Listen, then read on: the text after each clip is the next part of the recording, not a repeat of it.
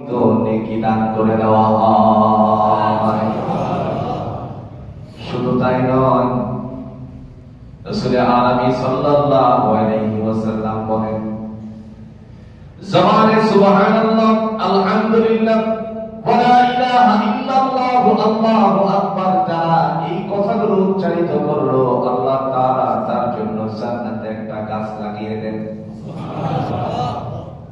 জান্নাতের ওই গাছটুকু মানুষ দ্রুতগামী ঘোড়া দিয়ে বছরকে বছর দৌড়ানোর পরে গাছের ছায়াটা পর্যন্ত অতিক্রম করতে পারবে না। দয়াময় তার জন্য এত বড় নিয়ামত দান করে দিবে।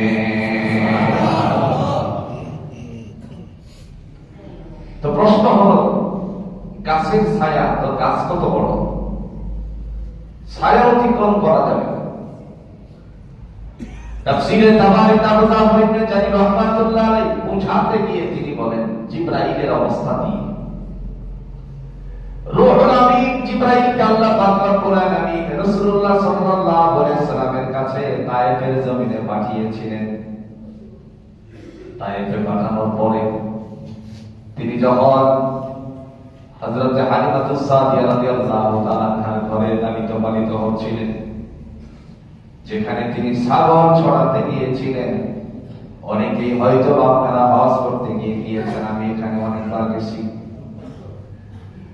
কথা বলার উদ্দেশ্য হল, ছাগল চড়াতে যাওয়ার পরে আল্লাহ পাক রব্বুল আলামিনের পক্ষ থেকে বান্দারে দুনিয়ার সমস্ত প্রকার ঝুট ঝামেলা থেকে মুক্ত করার জন্য রূহুল আমিন জিবরাইলকে পাঠিয়ে দিলেন, যাও আমার বন্ধুর ওপেন হার্ট সার্জারি করে আসো, সিনা চেক করবে। ওপেন হার্ট সার্জারি করতে গিয়ে আল্লাহর বান্দা তিনি লেখেন, জিবরাইল আমিন যার মাথাটা আকাশের মধ্যে প্রায় লাগে, কথা বুঝেন, আর পাটা জমিনের মধ্যে। তার মানে জিবরাইলকে আমার আল্লাহ ছোট বানাইছেন না বড় বানিয়েছেন? মাথা প্রায় আসমানে লাগে। রাসূল যখন একবার এইভাবে দেখছেন, দেখার সাথে সাথে আপনার মেডিকেলে অপারেশনের আগে একটা ইনজেকশন করা হয়। এটার নাম কি? অ্যানেস্থেসিয়া। একটু জোরে বলেন, নাম কি? অ্যানেস্থেসিয়া। অ্যানেস্থেসিয়ার মানে কি? এর অর্থ কি? এর দ্বারা কি বোঝাতে চায়?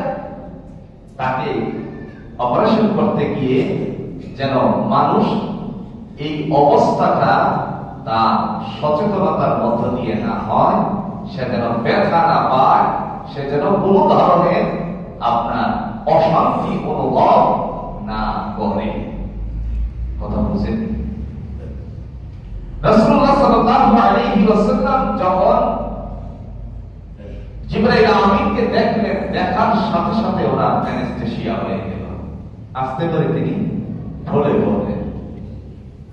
আল্লাহ রাব্বুল আলামিন রূহুল আমিনকে দেখে বললেন, আমার বান্দার জন্য এবার তোমার দায়িত্ব পালন করো। যেই মাত্র রূহুল আমিন দায়িত্ব পালন শুরু করলেন, কেন রূহুল আমিন বলা হলো? কোরআনুল হাকিমে আল্লাহ তার বরত্বতা, তার জায়গা সম্পর্কে বোঝাতে গিয়ে বলেন, ইয়াউমা ইয়াকুমুর রূহু ওয়াল মালাইকাতু সাফফান লা ইয়াতাকাল্লামুনা ইল্লা মান আযিনা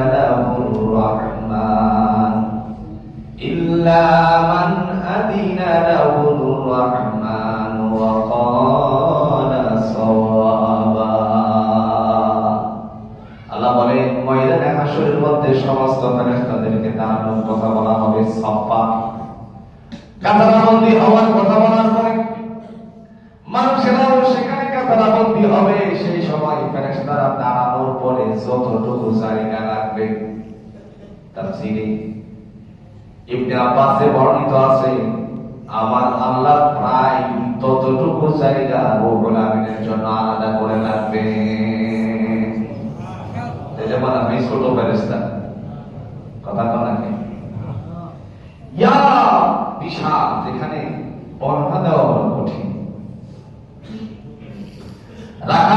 করতে গিয়ে অন্যান্য যারা ছেলেরা ছিল দৌড়ে তারা চলে গেল হালিমাতুস সাদিয়া রাদিয়াল্লাহু তাআলার কাছে গিয়ে বললেন, হালিমা, আপনার ঘরের লালিত পালিত আহমদ, রাসূলের আরেকটা নাম ছিল আহমদ, তারে লক্ষ্য করলাম আকাশ থেকে বিশাল এক আকৃতি, কে যেন এসে তার সিনাটারে একেবারে ফেলে দিয়েছে, এদিক ওদিক থেকে দুদিকে ভাগ করে ফেলেছে। হালিমাতুস সাদিয়া রাদিয়াল্লাহু তাআলা কথা শোনার সাথে সাথে দৌড়ে সেখানে গেলেন। দৌড়ে যাওয়ার পরে গিয়ে দেখলেন আল্লাহর নবী বসা আছেন। কি আছেন? কি আর কোনো কথা বললেন না, মুখের জামাটুকু সরিয়ে দেখতে লাগলেন এখানে কিছু দেখা যায় কিনা। তিনি যখন বুকের কাপড়টারে সরালেন, সাথে সাথে দেখলেন সেই আহমদই আছে, কোন ফারাসিরা। সুবহানাল্লাহ।